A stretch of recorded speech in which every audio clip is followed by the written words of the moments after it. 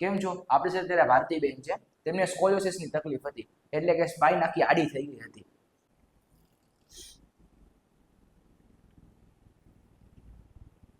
ચાલો હવે સાવ ઢીલું ને. ઓકે, ચલો શ્વાસ લ્યો, છોડી દો. ઓકે, ચલો શ્વાસ લ્યો, છોડો. ઓકે,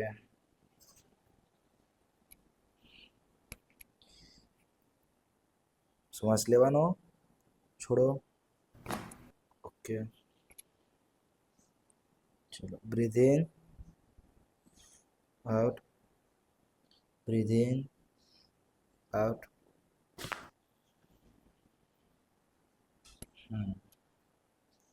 ચલો શ્વાસ લ્યો, છોડો. ઓકે, શ્વાસ લ્યો, છોડી દો. Yes, that's good.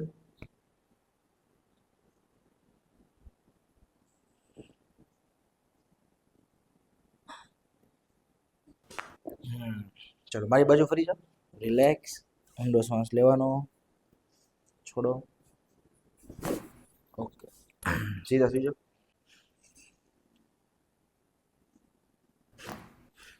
Okay, relax, breathe in, out. Okay, okay, ચાલો ફ્રી સુઈ જાઓ.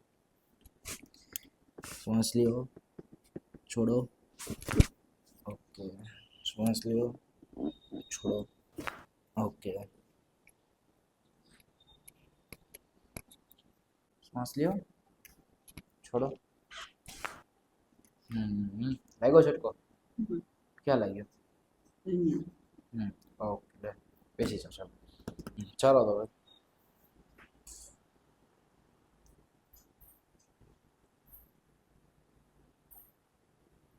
આપણે એમને જ પૂછીએ આપણી પાસે કેટલી વાર આવ્યા અને ટ્રીટમેન્ટ બાદ એમને શું ફરક છે. ભારતીબેન, તમારી સ્પાઇન આખી આડી થઈ ગયેલી હતી, તો અહીંયા મારી પાસે આવ્યા પછી ફરક શું છે? ઘણો બધો ફરક છે. હા, તો દુખાવો થાય છે? દુખાવો ઓછો છે. સાવ આમ ઓછો થઈ ગયો? સાવ ઓછો. ઓકે, આખી તમારી સ્પાઇન જ આડી થઈ ગઈ એટલે વાંકા ચાલતા હતા ને હવે સીધા ચાલી શકો છો? થોડું પહેલા કરતા ઘણું સારું છે. ઓકે, તો આ ટ્રીટમેન્ટ કરી એના પછી દુખાવો વધી ગયો હોય કેવું થયું છે? ઓછું ઓછું થઈ ગયું. તો આવી જે તકલીફ છે ને સ્કોલિયોસિસ કહેવાય, એ બહુ ઓછા લોકોને હોતી હોય છે. જે લોકોને હોય એને ટ્રીટમેન્ટ કરાય, આ પ્રિફર કરાય કે ઓપરેશન તરફ જવાય? ઓપરેશન તો નહીં કરાય. આ વસ્તુ કરાય, આમાંથી કઈ આડઅસર નથી થતી ને? ઓકે, તો મેં તમને અહીંથી કે દવા આપી એવું કઈ કર્યું હતું? ના, દવા નથી. ખાલી આપણે જે આ ટ્રીટમેન્ટ કરી કાયરોપ્રેક્ટિક ટ્રીટમેન્ટ એનાથી જ સારું થઈ ગયું છે? એનાથી સારું થઈ ગયું. ઓકે, એટલે હવે થોડુંક ચાલીને બતાવો. ચાલોમાં તકલીફ પડે છે? સીધા ચાલી શકાય છે? હા, પહેલા ઘણું આમ વાંકી આમ ચાલતી હતી, હવે તો સારું. સીધા ચલાય છે? હા, તો હવે દુખાવો જરા પણ નથી થતો ને? ના. ના. અને ઓવરઓલ કેવો એક્સપિરિયન્સ છે અહીંયાનો? સારો છે. ઓકે, એટલે હવે પેઇન થાય બટ સાવ માઇનર. અને મારી પાસે કેટલી વાર તમે બતાવવા માટે આવ્યા? 5 વખત. 5 વખત. 5 વારમાં આટલું સારું થઈ ગયું કે આમાં આડા થઈ ગયા ત્યાં સીધા થઈ ગયા? Okay, done.